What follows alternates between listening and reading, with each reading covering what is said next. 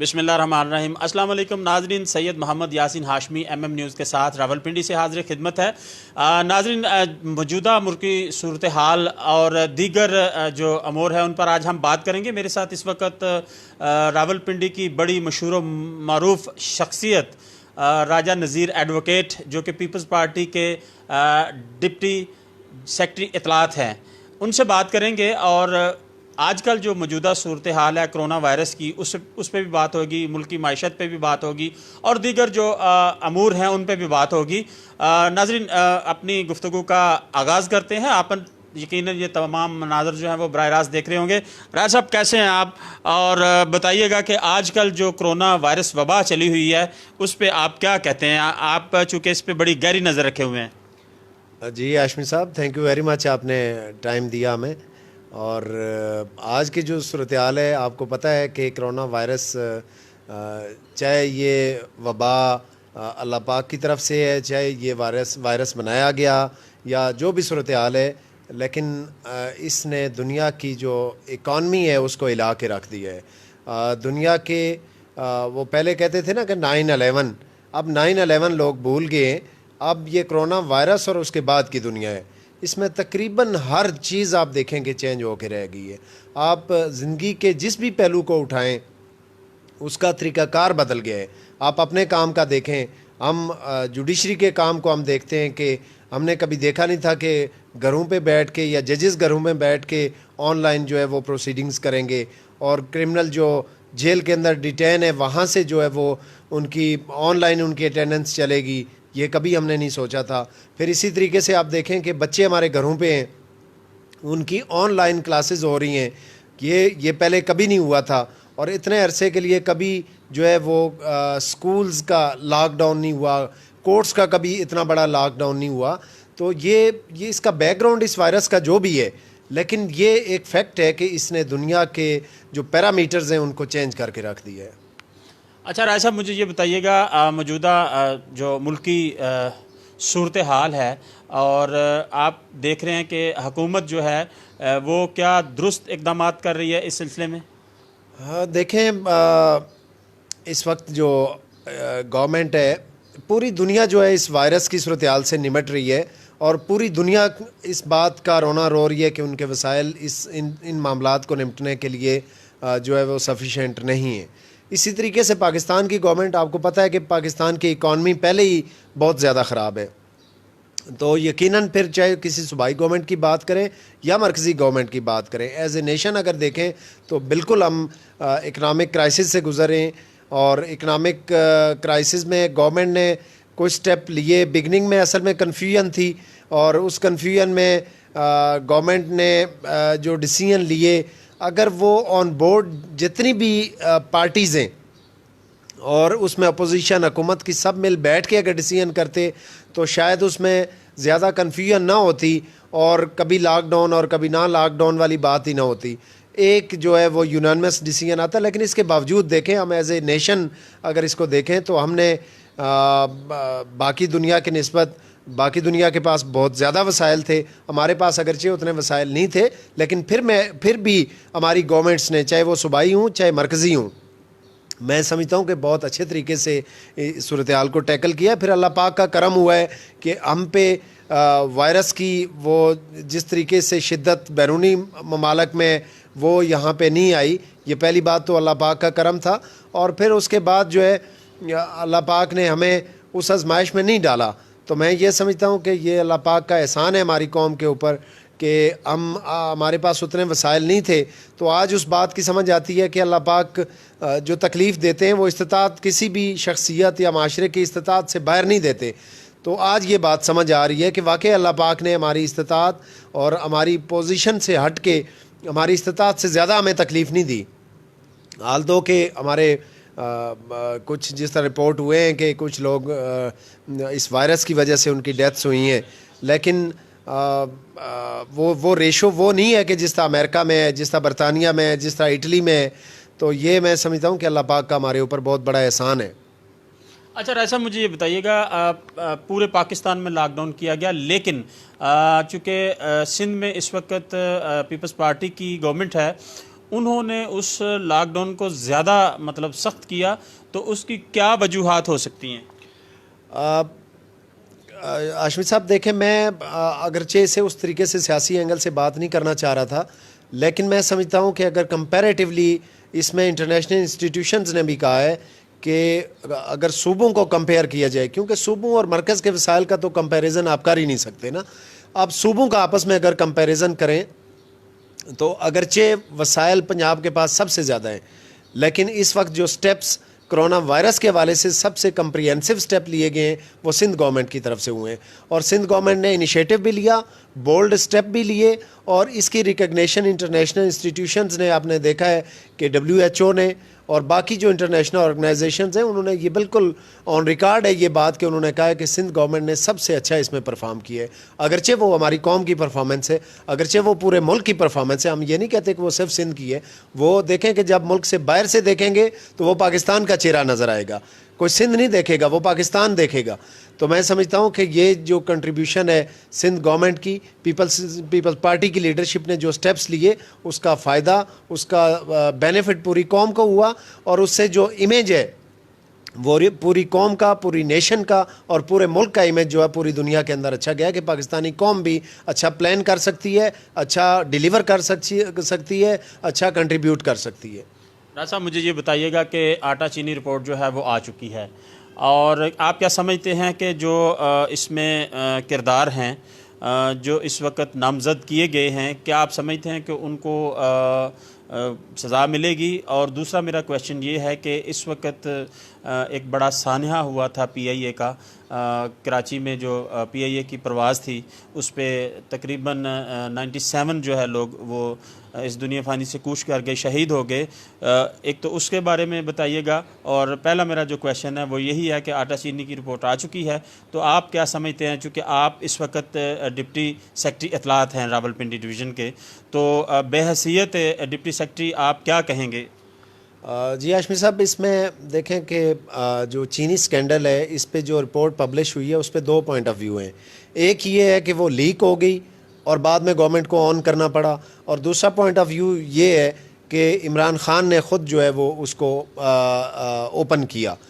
تو میں سمجھتا ہوں کہ اس میں صورتحال جو بھی ہے، اس میں اگر یہ درمیان میں یہ ساری رپورٹس، اس کا جتنا بھی فرانزک ہے، یہ کرنے کے بعد پبلش ہوتی تو زیادہ بہتر ہوتا، اور یہ فرانزک کے بغیر جو اس کی پبلش ہونے کا ہے، اس سے یہ لگتا ہے کہ یہ پبلش نہیں ہوئی بلکہ یہ لیک ہوئی ہے، تو اس کے بعد پھر گورنمنٹ کی یہ مجبوری بن گئی ہے۔ اب میں سمجھتا ہوں کہ اس میں جس طرح کہ کل بھی میں وہ پڑھ رہا تھا وہ رپورٹ کہیں پہ، اس کے اندر کیٹیگریکلی جو منٹس ہیں کیبنٹ، پنجاب کی کیبنٹ کے، وہ ڈیفر کر رہے ہیں وہ PTI گورنمنٹ کے موقف کی، اور اس سے بالکل کلیئرلی لگ رہا ہے کہ جو PTI کی صوبائی گورنمنٹ ہے، CM ہے جو پنجاب کے، وہ سبسڈی کے حوالے سے کلیئرلی اس میں انوالو ہیں۔ تو اب یہ دیکھنا ہے کہ یہ امتحان ہے کہ دیکھیں کہ عمران خان نے ایک امیج کے ساتھ، ایک پورے ایجنڈے کے ساتھ، ایک موٹو کے ساتھ وہ اس گورنمنٹ میں آئے کہ میں کرمنل کے خلاف، میں کرپٹ مافیا کے خلاف کارروائی کروں گا۔ تو اب یہ آزمائش کا ٹائم ہے جو جس میں سمجھتا ہوں کہ اکراس دی بورڈ چاہے جو بھی ہو، اگر کارروائی نہ ہوئی تو پھر میں سمجھتا ہوں کہ یہ بہت بڑا سیٹ بیک ہوگا PTI گورنمنٹ کا، اور مجھے جس طرح کا ابھی تک لگ رہا ہے کہ پہلے فرانزک کے نیم پہ اس کو روکا گیا، اور اس کے بعد ابھی جو ہے اس میں مختلف قسم کے ایشوز جو ہے وہ پیدا کرنے کی کوشش کی جا رہی ہے، جس سے مجھے لگتا ہے کہ یہ شاید اب اپنے بندوں کو بچانے کی جو ہے وہ کوشش کی جا رہی ہے، لیکن اگر ایسا ہوا تو یہ بہت بڑی بدقسمتی ہوگی ہماری قوم کی۔ اچھا راجہ صاحب مجھے یہ بتائیں کہ آپ کیا سمجھتے ہیں مستقبل میں جو ہے وہ پیپلز پارٹی کو آپ کہاں دیکھ رہے ہیں؟ چونکہ اس وقت جو ہے وہ ایک صوبے کی جماعت بن کے رہ گئی ہے پیپلز پارٹی، اس کے لیے کیا جو ہے وہ ہوم ورک جاری ہے کہ دوبارہ سے پیپلز پارٹی اقتدار میں آئے؟ دیکھیں ہاشمی صاحب، میں سمجھتا ہوں کہ پاکستان پیپلز پارٹی نے ابھی اس وقت جس بھی لیول پہ جائیں، جس بھی شعبہ زندگی میں جائیں، آلدو کے اپوزیشن لیڈر اس وقت شہباز شریف ہیں، لیکن حقیقی اپوزیشن جو ہے وہ پاکستان پیپلز پارٹی کر رہی ہے۔ اب کسی بھی ایشو پہ اٹھائیں اس پہ پراپرلی ہمارا موقف آتا ہے، ہماری قیادت کی طرف سے، سندھ گورنمنٹ کی طرف سے، اور سندھ گورنمنٹ کے جو اسپوکس مین ہیں ان کی طرف سے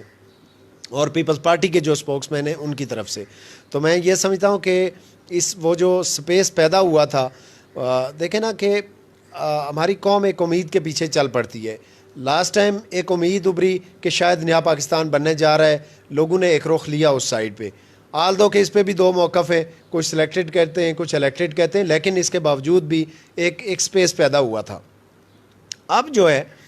اب جوں گورنمنٹ میں آ کے لوگوں کو پتہ چل رہا ہے, جس طرح BRT منصوبہ ہے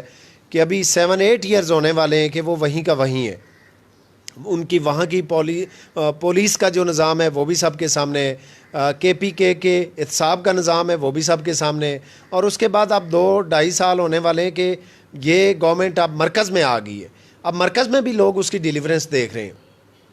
اور میں یہ سمجھتا ہوں کہ یہ ساری ڈیلیورنس جو ہے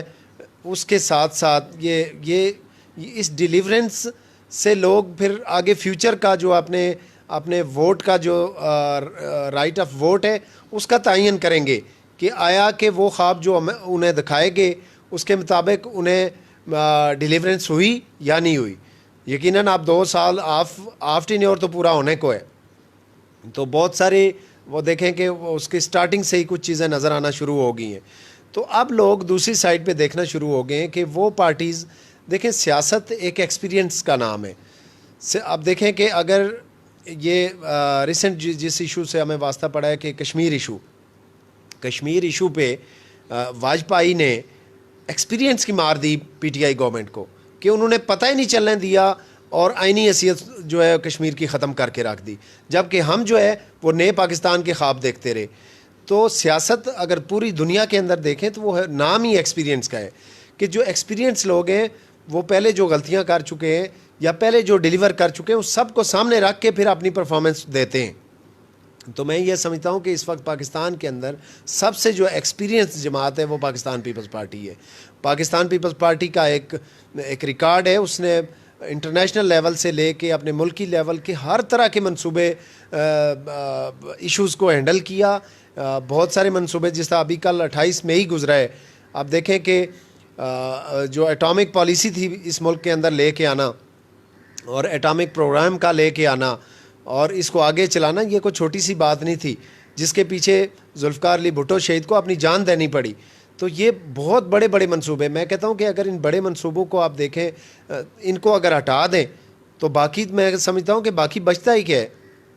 ملک کا آئین دیکھیں, اس کے بعد آپ ایٹامک پروگرام دیکھیں, میزائل ٹیکنالوجی دیکھیں, اس کے بعد لیبر پالیسیز دیکھیں, اس کے بعد آپ جرنلسٹ ہیں. 1973 کا نکوسا ایکٹ سے لے کے آج دن تک جتنے بھی جرنلسٹ کو جو ریلیف ملے وہ پاکستان پیپلز پارٹی کے دور میں ملے. تو میں یہ سمجھتا ہوں کہ اس ملک کا پورا سٹرکچر بنانے والی پارٹی جو ہے وہ پاکستان پیپلز پارٹی ہے. اس لیے میں سمجھتا ہوں کہ اگر اس کو دوبارہ موقع ملے گا تو اس میں ملک اور قوم کا مفاد ہے کہ انشاءاللہ پہلے کی کمی کوتاہیوں کو بھی دور کر کے پاکستان پیپلز پارٹی کی قیادت جو ہے وہ اچھے سے اچھا ڈیلیور کرے گی تاکہ پورے ملک کا نام روشن ہو سکے. راج صاحب, آخر میں مجھے بتائیے گا کہ کرونا وائرس تو اب تقریباً 2 سے 3 ماہ ہو گئے ہیں کہ لاک ڈاؤن شروع ہوا, اور جب یہ وبا شروع ہوئی اس سے پہلے کی جو کارکردگی ہے تقریباً 1 سال اور 9 ماہ کی حکومت کی, چونکہ آپ پیپلز پارٹی سے ہیں, اپوزیشن جماعت سے ہیں, آپ کس طرح اس کارکردگی کو دیکھتے ہیں؟ کیا آپ لوگ بحیثیت اپوزیشن جماعت اس کارکردگی سے مطمئن ہیں؟ ہاشمی صاحب دیکھیں, میں سمجھتا ہوں کہ ڈیلیورنس سے میں بالکل مطمئن نہیں ہوں. اس کی وجہ یہ ہے کہ عمران خان ٹھیک ہے پولیٹکس کر رہے تھے, پولیٹکس ان کا رائٹ ہے, وہ جس طرح سے بھی جو بھی ایجنڈا جو بھی منشور لے کے آئے تھے ان کا رائٹ تھا, وہ جس طریقے سے بھی کنونس کر کے ووٹرز سے ووٹ لے کے اقتدار میں پہنچے تھے یہ ان کا رائٹ تھا. لیکن اقتدار میں آنے کے بعد ان کی انتقامی سیاست جو ہے وہ ختم ہونی چاہیے تھی. اب اس کے بعد وہ پورے ملک کے وزیر اعظم ہیں, وہ صرف PTI کے وزیر اعظم نہیں ہیں, لیکن انہوں نے جگہ جگہ پہ یہ ثابت کیا کہ وہ صرف PTI کو ریپرزینٹ کر رہے ہیں, اور انہوں نے اپنی وہ انا آج تک ختم نہیں کی, جس کی وجہ سے ہر جو ڈیسیژن ہے وہ ایفیکٹ ہو رہا ہے. اس سے میں سمجھتا ہوں کہ احتساب کا نظام ہو, اس کے بعد یہ وائرس والی وبا کا ایشو ہو, باقی کشمیر ایشو آپ جو جس طرح کہ میں نے تھوڑی دیر پہلے ذکر کیا کہ بہت بڑا ایشو جس کو پوری قوم کو فیس کرنا پڑا کہ اس کی آئینی حیثیت انڈیا نے چینج کر لی، لیکن اس پہ عمران خان نے اپوزیشن کو آن بورڈ نہیں لیا. تو یہ میں سمجھتا ہوں کہ یہ بہت بڑا نقصان ہے ملک کا، کہ جس کی وجہ سے اس انتقام ذہن میں اس انتقام کے ہونے کی وجہ سے میں سمجھتا ہوں کہ پی ٹی آئی گورنمنٹ وہ ڈائریکشن نہیں لے پا رہی کہ جس ڈائریکشن پہ پی ٹی آئی کی گورنمنٹ کو جانا چاہیے تھا. ناظرین، بالکل راجہ نذیر ایڈوکیٹ صاحب جو اس وقت پیپلز پارٹی راول پنڈی کے ڈپٹی سیکرٹری اطلاعات ہیں، ان کا یہ کہنا ہے کہ وزیر اعظم جو ہے اب وہ پورے پاکستان کے وزیر اعظم ہیں، نہ کہ پی ٹی آئی کے وزیر اعظم ہیں. ان کو چاہیے کہ اب پاکستان کے وزیر اعظم بنے اور تمام اکائیوں کو ساتھ لے کے چلیں اور ملک کو کی عوام جو اس وقت ایکسپیکٹ کر رہی ہے وہ ڈلیور کریں. اور جہاں تک بات رہی اس وقت کشمیر کی جو پورا ایک صورتحال چینج کی گئی، تو اس پر بھی راجہ نذیر صاحب نے بڑا بریفلی بتایا کہ اس پر بھی انیشیٹو لینا چاہیے تھا اور تمام جو اپوزیشن جماعتیں ہیں ان کو آن بورڈ لینا چاہیے تھا، تاکہ ایک بہتر فیصلہ سامنے آتا اور تمام جماعتیں مل کر ایسا رد عمل دیتی کہ شاید انڈیا یہ چیزیں نہ کر پاتا. ناظرین، آج میرے ساتھ میرے خصوصی گیسٹ راجہ نذیر ایڈوکیٹ صاحب تھے، وہ تمام بات چیت آپ نے براہ راست سنی. اسی کے ساتھ سید محمد یاسین ہاشمی کو راول پنڈی سے ایم ایم نیوز کے ساتھ اجازت دیجیے. اپنا بہت سارا خیال رکھیے گا. اللہ آپ کا نگہبان. السلام علیکم.